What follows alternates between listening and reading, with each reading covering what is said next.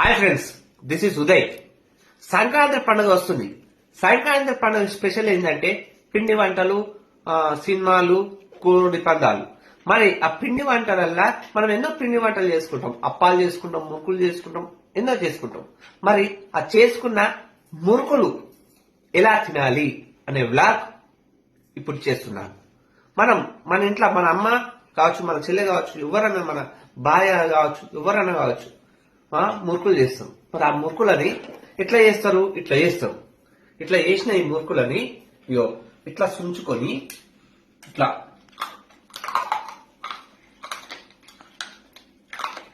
ఇట్లా ప్రధానంగా తినాలి.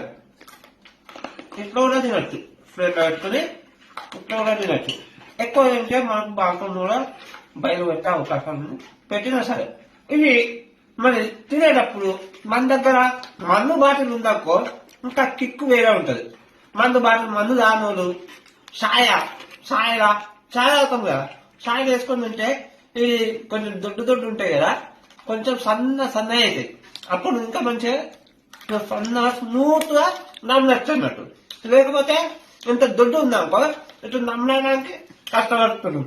అయితే కొంతమంది పిల్లలు కాదు పెద్దలు దెబ్బ తింటుంటారు. ఇట్లా దెబ్బ తిన్నాడు దగ్గులేస్తుంది అలా వెళ్ళాం. ఎందుకంటే మనం తినడానికి బతుకుతాం, బతికడానికే తింటాం. బతుకుడే తినడం కోసం, మనం బతికేదే తినడం కోసం. కాబట్టి తినేటప్పుడు నిదానంగా తినాలి. ఏమెత్తిపోతుంది? ఏమైనా సమయం పోతుందా? ఇప్పుడు 9 అయిపోతుంది. 9 అయిపోతే రేపు 9 వస్తుంది. కానీ మనకు ఆకలి వేసినప్పుడు అన్నం తినాలి. అట్లా మురుకులు పండుగ కాబట్టి మురుకులు కూడా తినాలి, ఎంజాయ్ చేయాలి, ఎంజాయ్ చేస్తూ తినాలి. ఈ విధంగా మురుకులని ప్రశాంతంగా తినాలి. దాహం వేస్తుంటే నీళ్ళు కూడా తాగొచ్చు, కళ్ళు కూడా తాగొచ్చు, ఏదైనా తాగొచ్చు. ఇది మరి మురుకుల వ్లాగ్ మీకు నచ్చిందని అనుకుంటున్నా. నచ్చితే లైక్ చేయండి. రేపు అప్పాల వ్లాగ్, అప్పాలు ఎట్లా తినాలి అనే వ్లాగ్ చేస్తా, అది కూడా చూస్తారని కోరుకుంటూ అడ్వాన్స్ హ్యాపీ సంక్రాంతి ఆల్.